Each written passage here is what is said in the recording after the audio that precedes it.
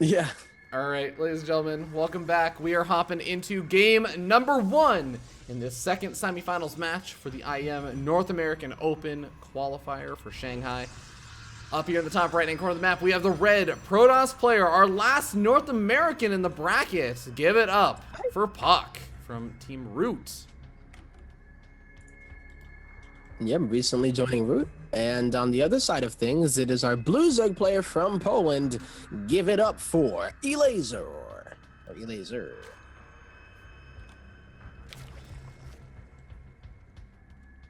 Man, I'm not gonna lie, like, this has nothing to do with the game, but like, there's just like this person earlier in the chat, and like, I just been like keeping an eye out to see if I can see them again. But they just like, they said something earlier, because I know you were managing the bets, right? You were handling all the bets for the stuff. So like, this person was just like, Tempo is a black man. Bet 100 on like such and such player. I'm like, why were those two things related? Just like, I'm just like, what?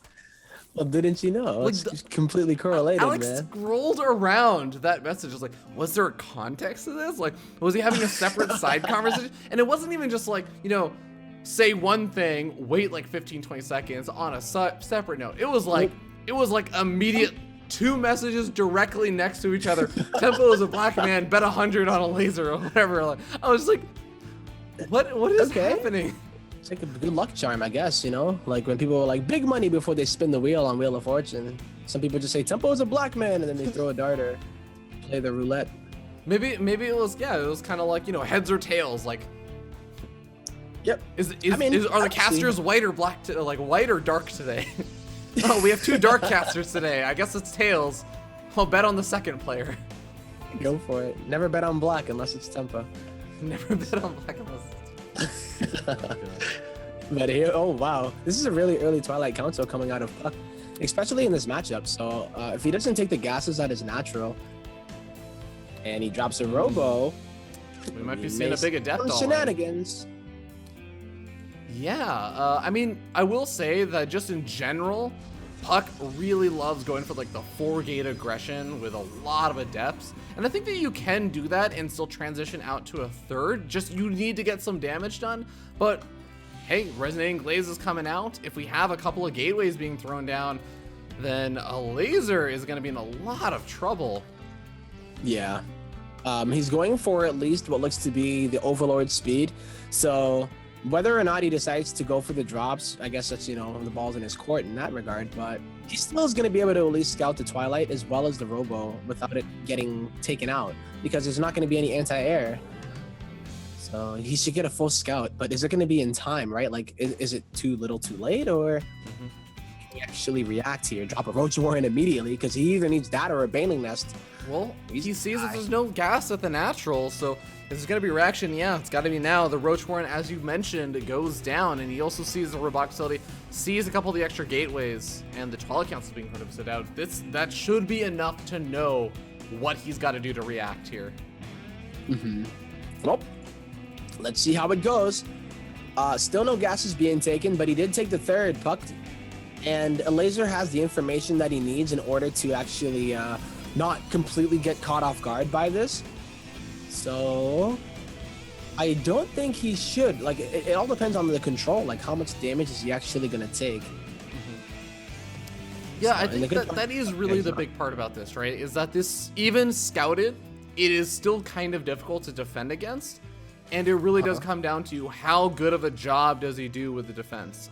Warp Prism is making its way across the map, but Warp Gate technology is already finished up. So puCK warps it a couple of units at home, and I don't think, again, like with the 3rd also, this isn't really an all-in. This is I'm going to see how much damage I can do.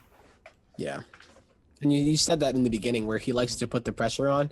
So even if he doesn't commit fully to it, I don't think there's much of a commitment to this. As long as he keeps the Warp Prism alive and he's able to continue with the threat, leave that threat alive, I think that's one of the more important parts, as opposed to actually getting game-ending damage. Yeah, so I mean, forcing the mining time off is important. I'm not gonna lie, man. Adepts sometimes, as a Protoss player, like, you're like 25 gas. They're like free. I can. That's why you see so many people suiciding them in.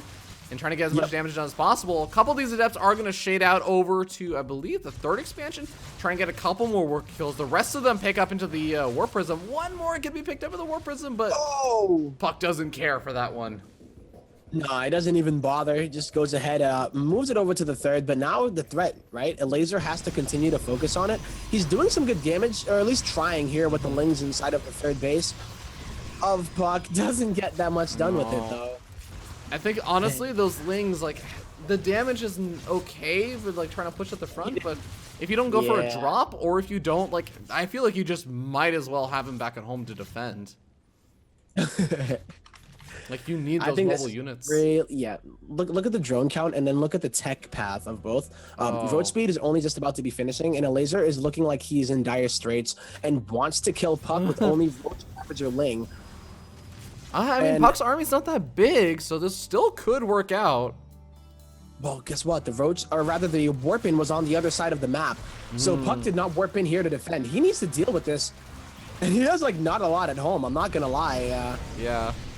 That's what I'm saying, man. Fortune Overcharge does go down, and there are 3 pylons over here. And with a 3rd Immortal coming to the mix, I actually think this should be more than enough. The Adepts are still doing a little bit of damage. It looks like most of them do get cleaned up, but at this point, as long as puCK can find a way to hold the 3rd, even if he loses the gateways, he loses the pylons, if he can hold the 3rd, I think that he still comes out way ahead.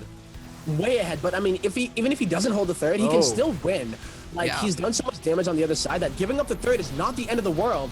So maybe it might be better to actually go up the ramp, and then kind of just force Elazer to make these really bad engagements here, because he lost the 3rd, down it goes. But moving out here, I don't know, man. Oh man, no, puCK. Oh, that's a little bit frustrating. There is an Overseer with this army, but the DTs are back over on Elazer's side of the map. They're still effectively doing this, turning this into a base trade, and he has a couple of sentries. He can still force shield the ramp and hold Elazer off. Not the greatest second force shield over there. Traps in a couple of units, but needs to really be careful with them. He warps in a lot of sentries because he knows if he can kill that layer, there's not going to be anti-detection. Oh, the DTs are going in. They are going to get taken out, but look.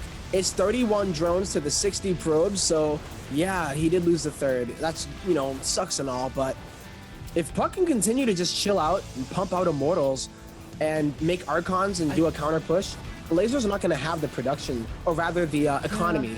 I mean, eventually, but also consider, like, he's 20 workers oversaturated in his main, he's 10 workers oversaturated in his natural. He's not really, he might have 60 workers, but he's not mining with 60 workers. He's not utilizing them, yeah, you're absolutely right. But Elazer has 31 workers, and he has 3 bases and definitely not utilizing the 3 bases. So it's like, what side of the coin do you really want to be on in this kind of situation? They should just work together. Yeah, but the army value of Elazer is pretty frightening. It's just about this, threat of the Warp Prism, and that's what I was talking about earlier. Like, if this Warp Prism went down earlier, then this counter damage would not have been done. Elazer would be on about 20 to 30 more drones, and that attack, killing the 3rd, would be a almost game-winning move out of Elazer. I feel like these 2 players have completely opposite advantages. Elazer has the bases, but none of the workers. puCK has the workers, but none of the bases. puCK has the tech, but not that big of an army. Elazer has a big army, but not that much tech. Nope, but 3 Immortals, that's good tech here out of puCK. Oh, he signs the Overseer. Can he hold it? Oh, there are no pylons here. Here comes the DT. The uncontested DT. Immortals getting focus fire down, but I think that puCK is holding. GG. He does it. GG. puCK comes away victorious, and game number 1 is already more successful than most of the foreigners or the NA players we've seen versus the Europeans. Yeah, doing it up. And the winner of this is going to be facing off against Welmu in the final match of the day. So no matter what, we will either have a ZVP or a PvP. No Terrans, man. Rip Terrans. All right. Next game, I guess we'll get the invite. Yep. Farside added me as a friend. Wait, I already had him as a friend. I don't know, man. You're still we had friend. We're friends by proxy. You're friends with by proxy with Farzad. Because when he invites me to a game, then he just invites. I get to invite you to a game. Okay, I can dig it. That's all. That's like how high school social circles worked. Or like college social circles, where it'd be like, such and such person has an invite or an in to this party, so then I'm gonna bring these other people, who are then gonna bring a couple other people, and it's just like, oh yeah, we're a one big group. That actually, you just show up with like 25 people. Like, yeah, I mean, I feel like that's kind of what used to happen. That happens all the time. Yeah, like I remember we used to throw a bunch of parties in school. And I would invite one person. I'm just like, all right, bro, you can come. Maybe you can bring like 2 people. They're like, all right, yo, I got you, bro. And then they come through with like a freaking parade of dudes. And I'm just like, what the hell, man? Like, who are you? Yeah, this is my homie, from, over here. And that's my fam. And then that's my brother and his sister and his cousin. And I didn't know it was a family reunion for you at my house, my dorm. Yeah, man, it's a little bit crazy how that stuff goes. We are gonna be hopping into the next map on a like game-related note. In Battle.net too, when you go into a custom game and they're like, "Oh, I'm just gonna jump into the lobby right quick." I know, right? Oh my god, I actually like there. You know who you are. There's 1 or 2 of my high school friends that actually friended me on Battle.net. I was like, yeah, my high school friends. Like, I actually get along really, really well with my high school friends. Like, nice. They're like my go-to buddies and everything. But like, there were 1 or 2 of them that would just like join off of me on games, and I'm like, no, like I'm unfriending you. That happens to me like when I do custom games like Zealot Hockey, and then you invite one of the pro Zealot Hockey players, and then everyone is like, they say pile in. I'm like, guys, I'm trying to do Euro games over here, please. Like you guys. Oh well. But we are hopping into the game. King Sejong Station is going to be map number 2.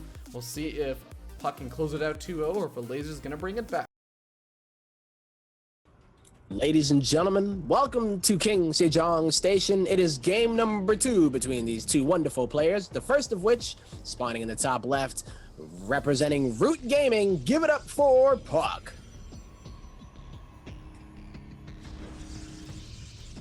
And his opponent spawned down here in the bottom right-hand corner of the map. The blue Zerg player from Europe. It's Elazer. And now on this map, he's going to be able to blend in with the surrounding background, and maybe puCK won't notice his units as they move across the map. Well, that's one of the things, actually. Like, I think picking, for example, white now, you can do that. Mm-hmm. Oh, yeah, you're right, actually. But I guess it doesn't show up for your opponent. I was gonna say, like, white would be a really good specifically, or is there, I think it only shows up for you. Like, you choose what you want to see yourself as well as your opponent. I think that's the way it works. Gotcha. Because you can pick your opponent's color also. Okay, yeah, I actually haven't messed around with that at all, to be honest. Oh, you're not one of those, like, Scarlet is Bay, I'm always gonna be a pink Zerg too? I mean, the thing is, red is my favorite color, so I probably should do that. But I don't even have. People won't even know that you're doing like special colors. It's gonna be like, oh yeah, it's another red. I have a half chance to be blue or red, and I mean, I gotta have that kind of element of adventure, right? It's like, oh my god, I could spawn as blue or red. Who knows? Yeah, I think my favorite color when I was a kid always used to be black, because like, black is so cool. I think now it's probably more of a blue. So I'm just as boring as you now. We can be boring together, and we'll never have problems if we ever play like a team game or something. You'll be like, no, you're red and I'm blue. This is like, this works perfectly. And like, we wouldn't get our units confused. It's not like one of us is yellow and the other one is orange or anything like that. If I switch actually, we'll have trouble though during Archon games, because then we won't be able to decide what to go for. I'm going red. You're like, no. Oh, luckily only one person decides that. But all right, we do have a Twilight Council opening coming out once again from puCK. Still does not grab the gas guys as natural, but I think he still has a little bit of time. He wants to do something like that. Robotic facility coming up, and it seems like it could very well just be a similar style opening as last game, because last game it really wasn't an all-in. It was like, hey, let's do this kind of pressure build, see if my opponent can handle it. And since they didn't, it's like, okay, let's do that pressure build again. Yeah, and you know the thing about this map though, I feel like it's a little bit harder to defend your third, not only because it's super far and it's just that Dust Towers is like the ideal map for defending your third with the least risk, I would say, unless like your Altazim Stronghold or something like that. No, the third on Altazim is actually really annoying too. So yeah, Orbital Shipyard, I would say, and even that has rocks on the other side, so it's like Yeah. I think Dust Towers is the ideal map to do this style and be almost completely safe. Not so much on King Sejong, I would say, though. That's actually a very, very fair point. And we already saw, like, there were some pretty scary moments in terms of holding that third. This is only going to be even scarier if there's, like, that kind of big counter swing for puCK to deal with. But, well, he is still going to go for it, and he's going to go for that fairly early third. The Warp Prism or Resonating Glaives coming up. So how is Elazer going to react? Because it seems like his Roach Warren's coming down around similar-ish time. He's getting up a Spine Crawler again. Like, things are looking to shape up almost exactly the same. I was gonna say, like, puCK is a player who will do the tried and true. Like, if it ain't broke, don't fix it applies to puCK so hard. Especially, remember before, I don't know if it's still the case, but he would go for the Blink Stalker Disruptor every PvT. Like, Oh, yes. But he would do it anyway. I was gonna say, like, I don't even think puCK's motto is "if it ain't broke, don't fix it." I think it's "if it's broke or if it ain't, just don't fix it." Like, If it's he'll broken, keep doing it. abuse the crap out of it. Yeah, I know, right? Which is sort of funny and sometimes does lead to some losses, but I mean, he is a player that does best when he's doing a style that he's comfortable with, not like varying up his style constantly and significantly. And that's something that's really cool stylistically about puCK, is that he's one of the few players that does have a very particular style. Yeah. I mean, it's really, really nice to see the fact that he's able to do that and make it work out for him, as he is one of the more recognized Prodosses in North America. So speaking of disruptors, he's actually going to be going for a relatively early robotics bay. And Elazer already has the lair. He's already starting a Hydroden, so he's not going to go for the Roach Ravager style. Didn't really work out for him, but are we going to see some kind of lurker style coming out of Elazer? Or he's just going to go for like Roach Hydra, which is Roach Ravager Hydra or something? Yeah, I feel like we're probably going to be seeing like at least the opening of maybe some Hydros getting in the mix, and eventually the transition into some of those lurkers. But first, he's just got to use, I think, some of those Hydros to deal with this Warp Prism, because it's been really annoying. It's already managed to kill a decent number of workers, although he's doing some counteractive damage to some of these Zerglings on the other side of the map. Yeah, and that's something that Elazer has been doing. Remember when he tried to do it so many times at the third on Dusk? And it's a threat that he keeps there. Forces out the Photon Overcharge, even though the Mothership core does have a lot of energy to spare. I do love the effort, you know, putting puCK, keeping puCK on his toes, I guess, is what I'm trying to say. Yeah, he's doing a great job with that. Don't forget.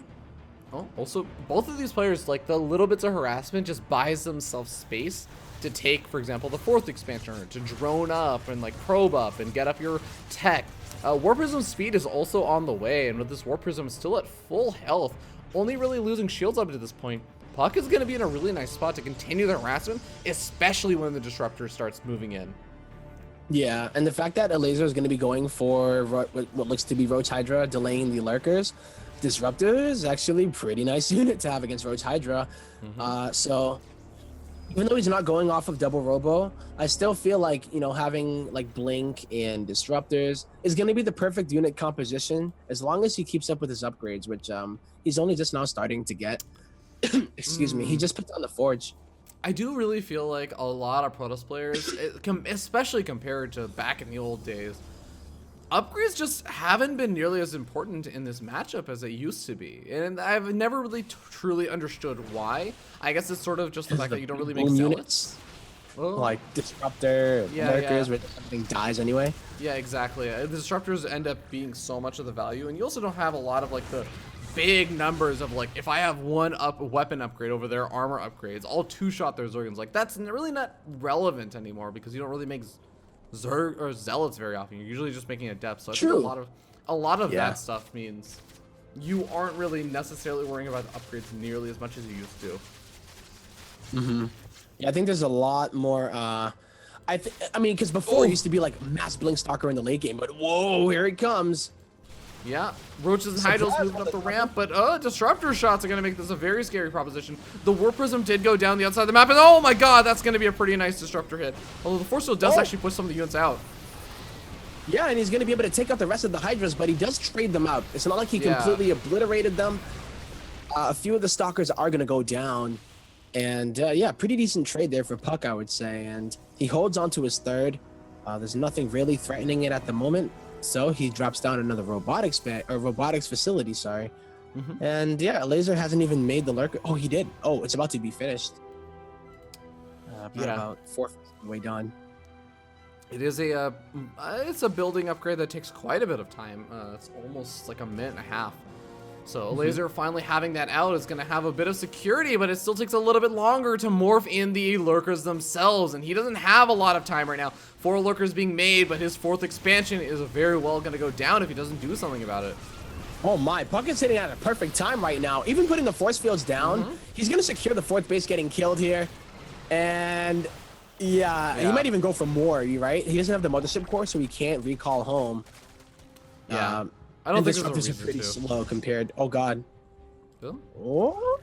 Oh! Okay, 2 beautiful hits. Elazer expected that to be there.